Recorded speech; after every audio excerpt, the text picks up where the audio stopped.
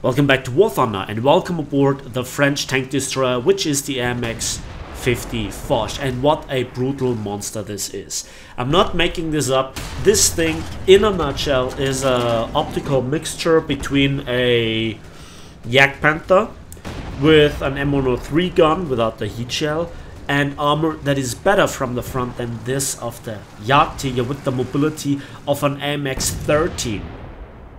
Yeah, that's the Foch.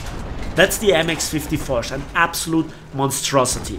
Now, it doesn't have a stabilizer and it doesn't have the autoloader of the heavy tank from the French at 7.7, which is the AMX-50 Super C. But you have the mobility and the armor and overall just the performance to get into very preferable situations. And you just are such a frontline bully. It's not even funny. Hell, this tank can deal with everything that you throw at it. And if it has a gun big enough to deal with you, you can for sure deal with it. In fact, there is no tank in the game that comes to my mind that can easy mode deal with this tank at 7.7. So yeah, maybe some ATGMs at higher battle ratings and whatnot, but in the rush for the capture zones and for the overall gameplay experience, this is an absolute monstrosity. So what I am talking about, let's talk about the armor.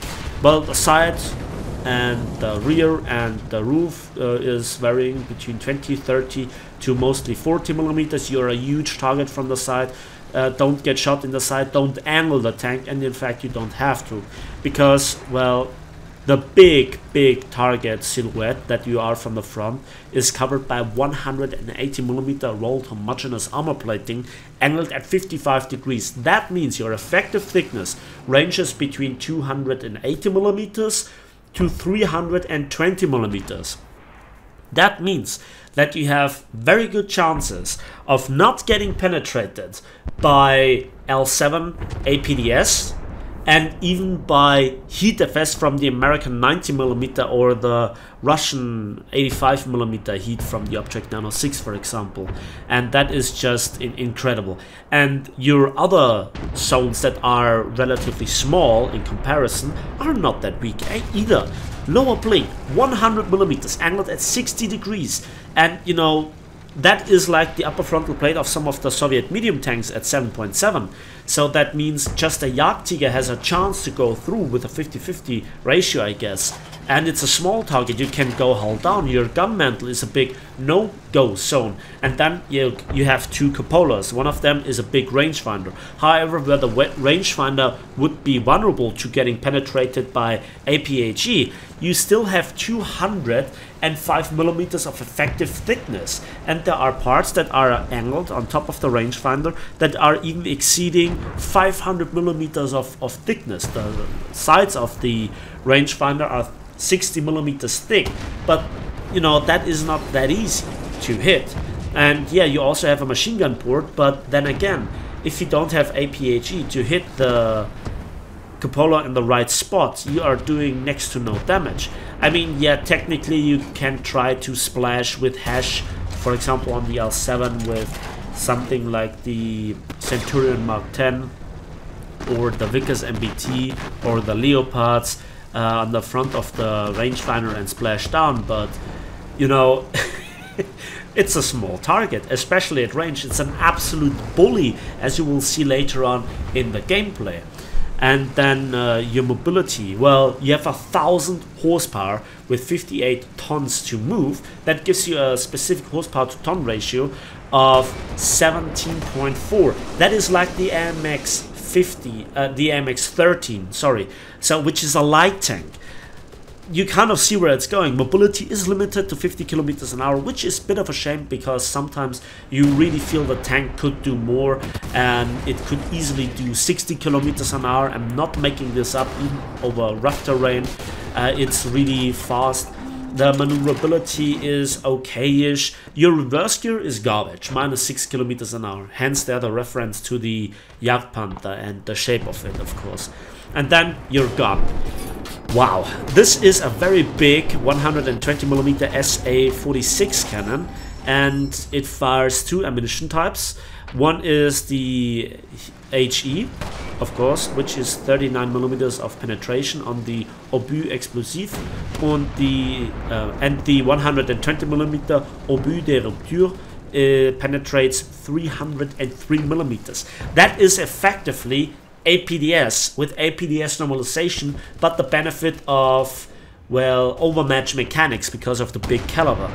And the spoiling damage, or the penetration, rupture damage, whatever you want to call it, it is still great. You can in fact kill Jagdtigers and King-Tigers from the front by shooting straight through the upper frontal plate if they're not angled. If they angle, you still can penetrate either the lower plate, or the over angle you can penetrate the side, or just simply shoot the upper casement of the Jagdtiger or the turret front of the Tiger 2. So, you know, there is nothing that can withstand you. And again, I don't face too many IS-6s, and even then, this gun is, you know, very powerful, and you now can penetrate with big certainty the turret front of the IS-6.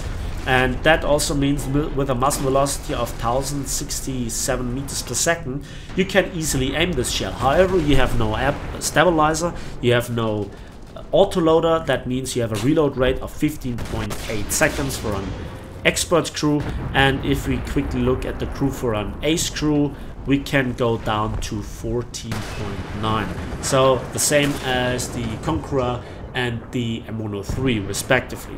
So the AMX-50 Super C still has the advantage with around about 7.7 rounds per minute.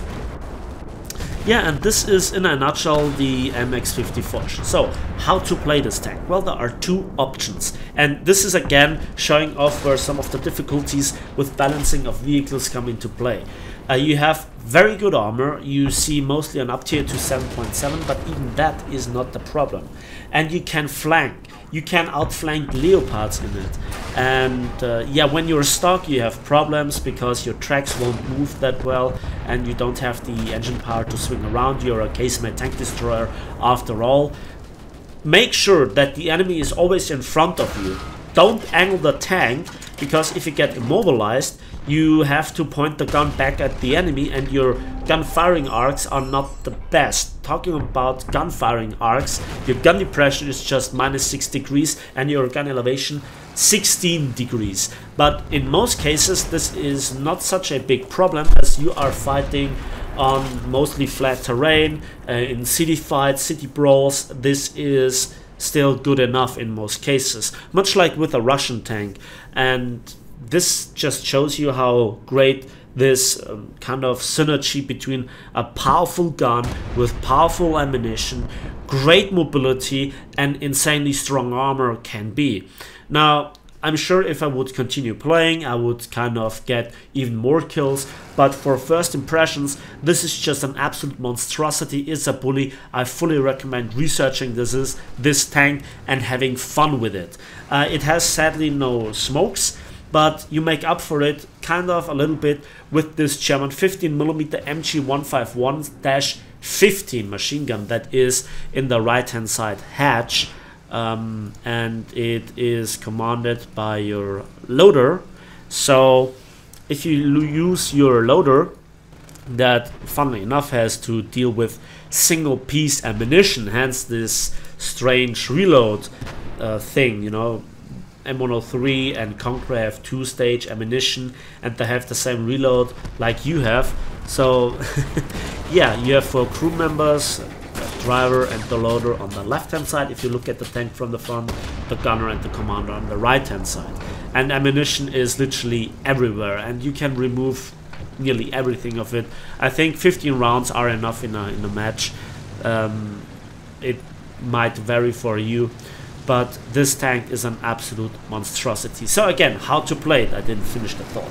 First of all, you can flank, and that is one option. You can deal with everything that is a light tank with one shot, and you can even kill the enemy with your 15mm machine gun that has up to 46mm of penetration, but just every third round is an armor-piercing incendiary tracer shell. The rest is HE. So you kind of had somewhat of a defense, but I must warn you, that machine gun overheats very quickly. A 3-second burst can already overheat the gun, and it will kind of cool down, but it takes a while, I think 20 seconds, and then you can fire again. But you're limited to around about 500 rounds, so make wise use of it. However, something like a Leopard, you can shoot the crew from the side. If you aim over the tracks a little bit, you can deal with RU-251s from the side with a lot of SPA in the game, and just, you know, blind the enemy and to a certain degree and wait for your reload. I think this tank has no real, it's a straightforward playstyle, and that is the second playstyle. Just go in and go in hard. Make sure that nobody can shoot your side easily, either by teamworking, by communication, by using some of those tanks in conjunction to help you with the reload, or to help you with tanks that try to flank you. Situational awareness, and this is an absolute monstrosity. That's all that I have to say up until this moment. So the question is, if you have to deal with this tank, how do you actually deal with this tank? Well, the usual things how you can disable an enemy tank before you kill him also apply to this tank. Shoot the cannonball with the sideways orientated muzzle brake, and you have a good chance of just simply taking it out of commission. Then also, if you have enough penetration on an APHE shell, try to hit the middle of the big cupola or the rangefinder. If you're a Jagdtiger, you know, you can already judge if you can penetrate the lower plate or not. It's still a chance if it's there. And obviously you can disable the tracks and then shoot it through the side. Also, an engine shot might be really good to set it on fire, to force fire extinguishing if he is already in the reload. So you also disable kind of the loading process for a while. And an APHE shell into the crew compartment will easily deal with the 4 crew members. Don't try to engage it from long range from the front unless you have very good heat FS that exceeds 320mm of penetration, so preferably 400 or 380 to 400mm heat and up. Your biggest nemesis obviously is the Object 120 that doesn't care about your armor, because 7.7 premium tank, you know. And that was a nice move by this T-34-100 to smoke me up. Buddy, big shout out to you.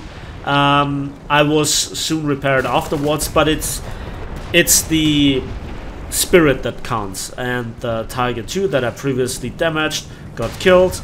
I fire somewhat on the move and kill the Squillion from the side. There is a Ferdinand.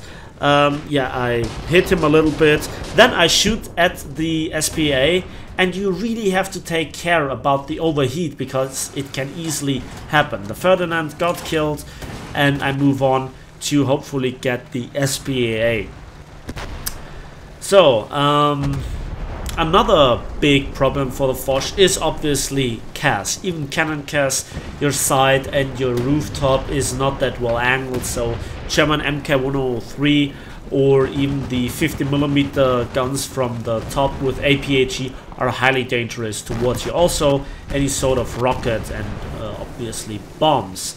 So I really like this tank. I can highly recommend it for everybody that likes to push aggressively. It's fantastic, it's mobile, it has armor, it has a great gun, it has everything that you want to have on a case-made tank destroyer.